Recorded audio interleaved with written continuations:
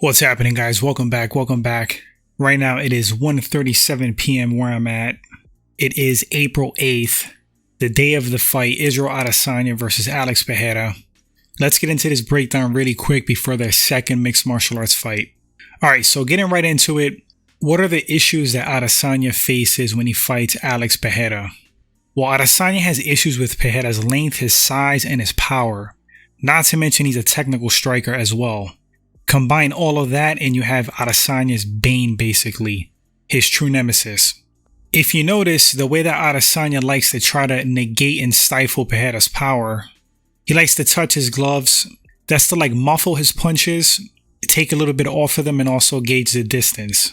This is something that Jon Jones does as well. But if you notice in that first MMA fight, Adesanya was really worried about that left hook.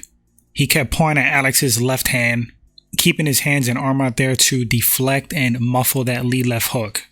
It was brilliant, really smart. So what does Adesanya do better than Alex Pereira? Well, his switching of stances is better, his constant feints, mixing things up.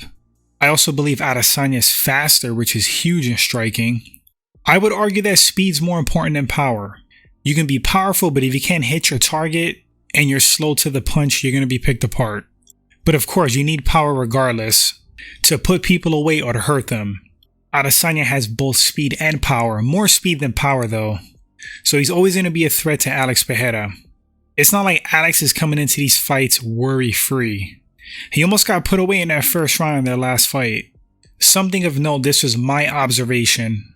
In that first fight, it seemed like Alex Pereira was more comfortable when Adesanya was in the orthodox stance as opposed to southpaw. I felt like he had issues with Adesanya switching stances, and again that southpaw position. I felt like Pereira was vulnerable for that rear leg body kick. Izzy has a good left straight, and to me it seemed a little bit more difficult for Alex to land that patented left hook he has over the top when Izzy's in a southpaw position, because you got to punch over the top of that lead right hand, as opposed to if Izzy's in the orthodox position, where he's a little bit more open. If Alex throws that left hook, it has the potential to land a little bit more flush in Izzy's face. In that whole first fight, honestly, it looked like Adesanya was in danger. Alex is just walking him down, stalking him. Pretty evident that he's confident in his power to put Adesanya away with one punch.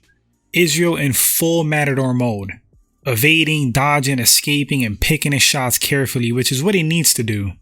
When Adesanya was able to keep the fight out in the center of the cage, out in the open, to me, from what I saw, he had a lot more success. Because that's where his speed really shined. When Alex boxed him in against the cage, that's where Izzy was most vulnerable and had the most issues. Israel Adesanya made a critical error in allowing himself to get his back against that cage. He simply cannot ever allow that to happen if he wants to win. You can't give Alex Pereira any kind of window to land on you. If he keeps the fight in the center of the cage, he has a great shot at winning this fight by being quicker than Pereira, more diverse standing, and beating Alex to the punch, so to speak. This is what I honestly believe. So keys to victory for Alex Pereira. Well, when you're dealing with a quicker, faster opponent, what he did in the first fight was excellent. He was chopping at Izzy's legs, took his wheels off from under him. That's going to stop his movement a little bit, stop his ability to evade as much. So that's one key thing for Alex Pereira. Continue with those low kicks. He's a bigger, stronger, more denser dude. I mean, look at his bone structure. So the more low kicks he lands, the better for him, because I think they're going to damage Adesanya's legs. Second thing, Pereira has to box Adesanya in. Don't chase him. If you chase him and follow him, he's going to pick you apart. You have to cut him off. There's a difference between chasing somebody, following them, and cutting them off. When you chase Adesanya and you swing wild, that's where he's going to beat you up. He's going to take angles, he's going to evade, he's going to counter. He's very good at the pullback and striking as well. That's due to his speed and athleticism. Pereira has to cut him off, not chase. Because when he gets Adesanya's back close to that cage, it negates his ability to move backwards. It cuts off his movement in general. And that's where you can unload and have the highest amount of success of possibly landing something big. Izzy made a critical error of being content with staying in the clinch with Pereira against the cage. and just allowing his back to get against the cage, period. As far as the grappling and takedowns, I mean, Pereira's a big, strong guy. I'm sure if he gets Adesanya in certain positions, if he locks his hands, he could possibly get a takedown. He did it in the first fight. It was a little bit rough, a little sloppy, but you got to give him major props on coming from a kickboxing background, having the few mixed martial arts fights that he's had, and being able to score takedowns. I mean, Izzy's not an easy person to take down. So sure, I mean, he could try to go for takedowns here and there. I think honestly it's going to be more of a waste of energy. You could sprinkle them in, mix them in for points maybe at the end of the round. But I think he should stick to what he's good at and what he's been having success at against Adesanya, because let's be real, he's knocked him out twice. So stick to the stand-up, throw those low kicks, cut him off, don't follow. Don't expend energy trying to wrestle and grapple too much, besides maybe scoring some points at the end of the round. Izzy can land on Pereira quite a few times. Pereira just has to land once clean. To me, that's the reality of this fight. Adesanya's keys to victory: use your speed. You're the quicker, faster fighter. You're more diverse on the feet. You're more creative. Izzy covers distance really well. Pereira's kind of lumbering. He's not as explosive to me as far as like covering distance.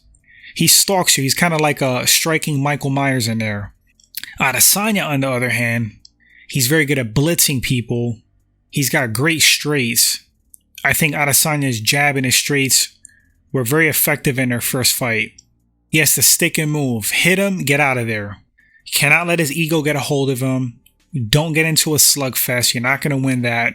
Don't get your back against the cage. Stay out in the center and in the openness of the octagon, because that's where your speed is going to come into play as far as defensively and offensively. He's just flat out quicker than Pereira.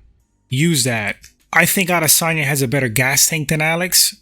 So grappling with Pereira in the center of the cage, making him work might be a good thing. I think Adesanya works in those close ranges pretty well. He knows how to defend himself. So if he like ducks under a shot, goes for a single or a double, even if he doesn't get it, he's making Pereira work, which is a great thing. And if he doesn't score the takedown and they wind up in a clinch position in the center, I think Adesanya is going to be fine. He could throw some short attacks, like some short snappy elbows, and I don't think he'll have an issue with breaking off. So some of the advantages for me, once again, Pereira, bigger, stronger, more powerful. Durable, that's another thing with Alex. Adesanya is going to be the speed, the experience in mixed martial arts. I think he has a better gas tank. But that's not to say that Pereira has a bad gas tank. I just think Adesanya has better cardio and conditioning. Adesanya is more elusive, and I think he's just like a better athlete, more explosive, more agile. So you got to fight to your strengths. I could see this fight going well for either guy. I mean, for Adesanya, I could see him winning a decision, like via outpointing Pereira, landing more. For Alex, I really don't see a decision. I see a flat out stoppage again. So if these guys are going to win, more so I think Adesanya via decision by playing a smart game, utilizing his speed and elusiveness, beating Alex to the punch, not getting boxed in. And for Alex, I see him winning via stoppage again, if he's going to win. So ultimately, who am I picking to win this fight? It's close, man. It's really, really close. I know Alex is up 3 fights. One of those are debatable in kickboxing. If you look at the last mixed martial arts fight, Izzy was up, man. Izzy was doing so damn well against him. Almost had him out of there in the first round. Then Alex caught him. It's not like these fights are not competitive. For me, it's like 55-45. And I've been going back and forth with this.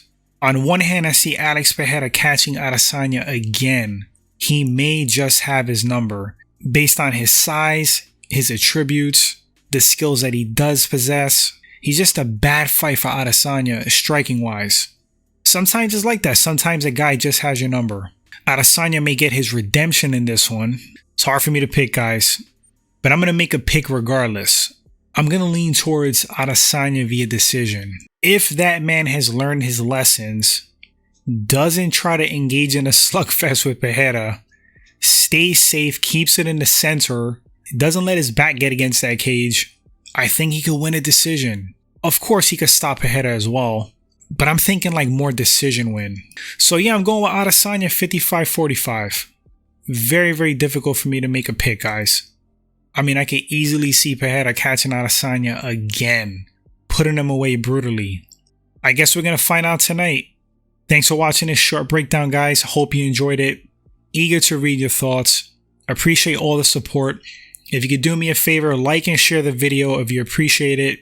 If you enjoyed it, that really helps the channel grow. Thanks so much, guys.